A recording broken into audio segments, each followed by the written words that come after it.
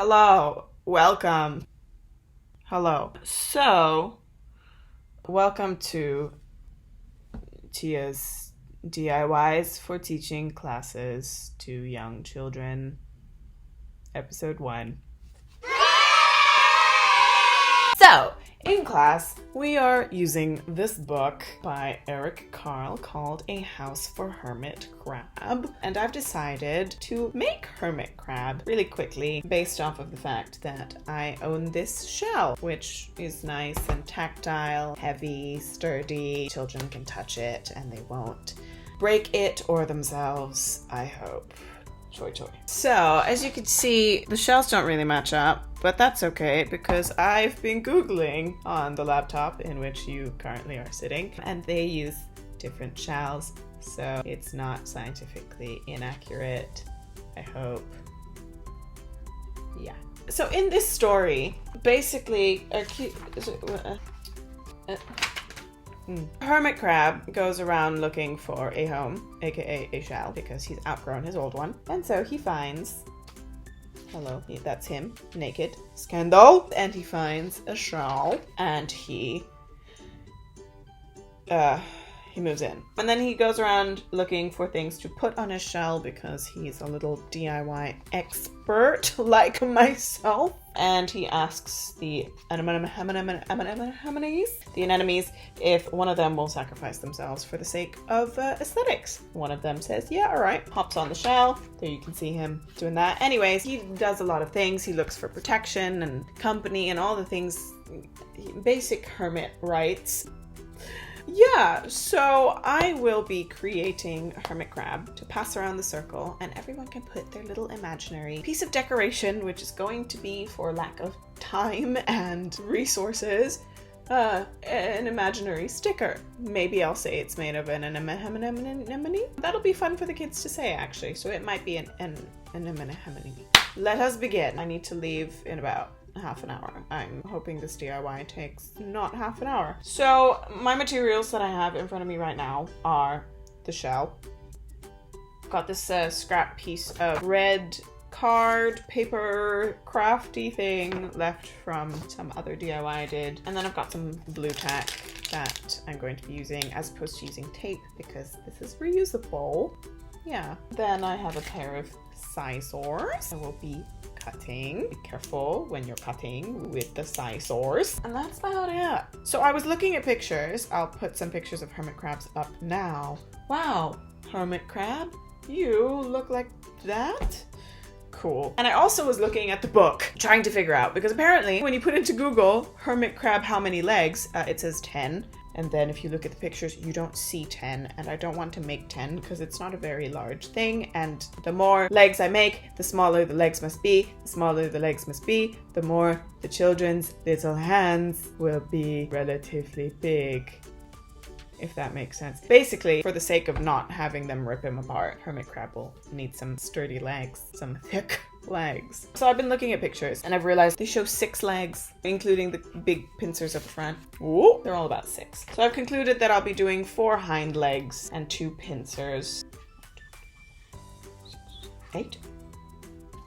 Anyways, it's my tambourine. So let's begin. I'm going to start with 4 small legs. I'm trying to figure out. I think this length is quite nice. No, yeah. English. So I'm just cutting my card in half. Ooh, and then half again. Wow, if I can do it, you can do it too. And half again, like so. Hello. Just gonna watch me, yeah. Cat. I should really have like an over-the-shoulder. No. So we're left with this, which is basic. So that I'm not gonna talk about measurements because I feel like it's so obvious. But in case you were wondering, the original piece of paper was A5. So there we go. Now fold again, and ooh. I call this the tissue packet fold, because it kind of looks like a tissue packet, and then you make it a packet. Okay, moving on. Ta-da! You see what I mean? It's a tissue wrap. Hello. So now we've got our 4 legs. I just realized the last time I made a DIY thing, I made a spider, and it was essentially the same thing. Just that the body was toilet paper roll. Yeah, that was actually quite cute. Cool. So now we've got legs. They're quite thick, but okay. I just... It will look better. Do I have googly eyes? I don't. I don't want eyes, but maybe I need eyes. What I could do is roll them. Oh, no, I want to keep them flat. For now, what I'm going to do is leave them as they are. Great. And then I've got the other half of this card. I'm just going to fold it in half. And then I'm going to refer to my book. Hello. Check out his pincers. They look like that. What I think I'll do first of all is cut this in half again. Boop. Cool. So these are our thicker legs that are gonna go near the front. Let me look at some pictures. That's okay. It's fine. I'm going to put them. They'll be there. Oh boy. You know what? I'm just gonna go ahead and use my powers of aggravation to anyhow do this. I hope you understand. Basically, I'm gonna anyhow whack. I'm going to just wing it. There we go. That's not bad. That's not bad. So I'm gonna put that up against the other one and make the other side. The other pincer. Whoop. Don't have to be perfect. The whole idea is that this should be super easy for anybody to do. That's why it's ideal that I'm the one doing it. Cool. So now I've got my 2 front pincers. That's cute. Okay, nice. The other legs I'm going to shape a bit. So I'm just going to stack them like a noodle. Ta-da. Reference pick. Got it. I'm just going to shape them down on one end so they don't look so not like legs. There we go. So I've just made them a little bit. Ooh. Okay, so nice. Now I've got my 2 sides, my 2 sets of legs. Now grabbing my blue tack, loosening up a bit of the blue tack. So basically this is what the inside looks like. I've got a little bit of stuff stuck in there. It is authentic ocean material. It's best if you... Okay, that's not coming out, which is fine. Now I'm just going to place my little legs so that I get a feel for it, you see? Also, I want my pincer. Aha, this is actual information. You want the pincer to be sat on top. It is the furthest front leg, like so. So I'm happy with that configuration. So I'm just arranging. You can't see what I'm doing. You just see my face. Should I do something more interesting with my face? Probably not. You'll see in a second what I'm doing, but basically, verbally, I will tell you that I'm using a bit of blue tack on each piece so that I can stick them together into one unit like so. Ta-da! Now we repeat on the other side. Mirrored. And you don't need much, like tiny ball. Tiny ball there, like that. And then a tiny ball on top of that one. There we go. And that just goes on top like that. So now we've got that nice and prepped to be slid in. It looks so good! Patting myself on the back before I'm done might not be the best idea, but giving credit where credit is due, darling. So I kind of want them separate, but it's looking like there's not much space. I may need to cut them. No, that's okay. I don't mind. So grabbing a slightly bigger chunk of blue tack like that. And then I'm going to, I don't know if you can see. I don't know if I can see. Hello. Just sliding it in and then using my scissors to press the blue tack down. And see where it's stuck there. Use your scissors to press. Okay, this is terrible. I'm sorry. Try and get my finger in there if I can. There we go. It'll come together. Then grabbing the other side.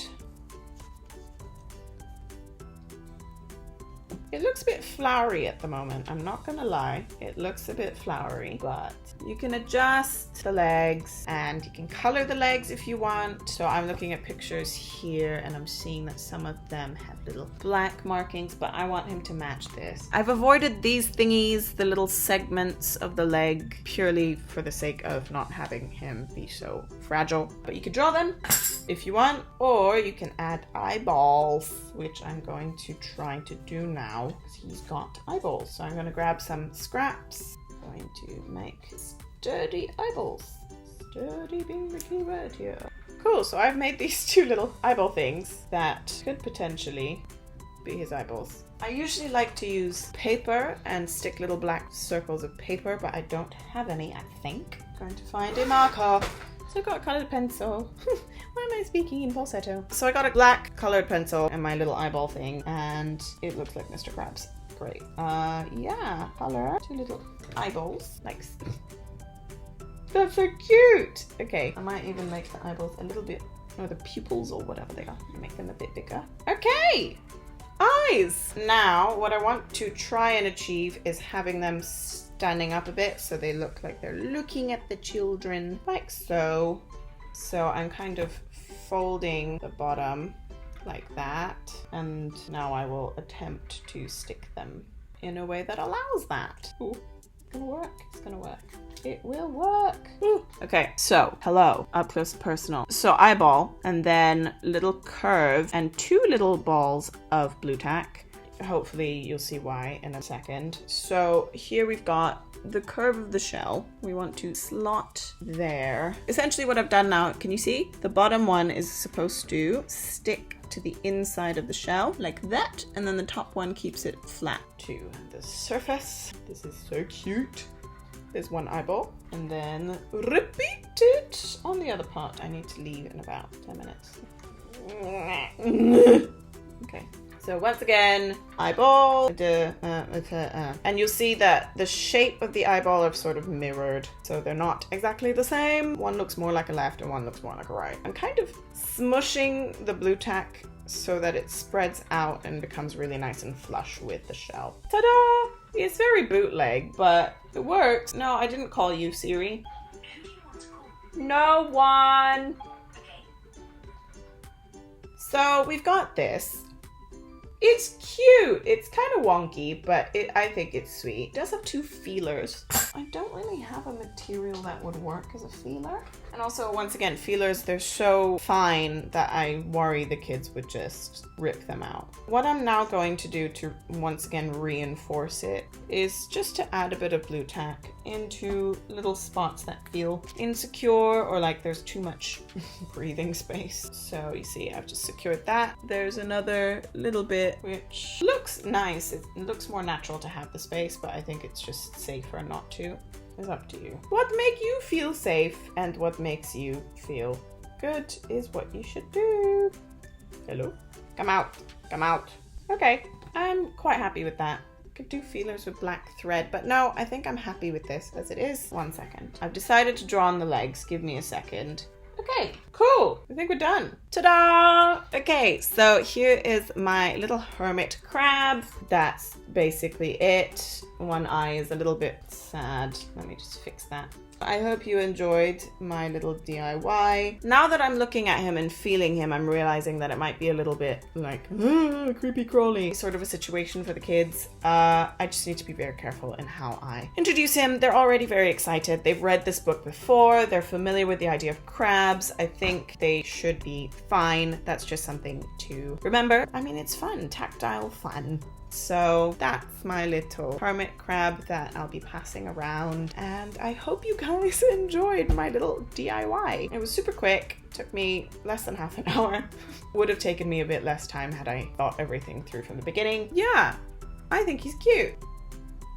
Okay, well, thanks and happy teaching! Hi to your children! I hope they have fun with you, and I hope you have fun with this. Okay, cool, bye!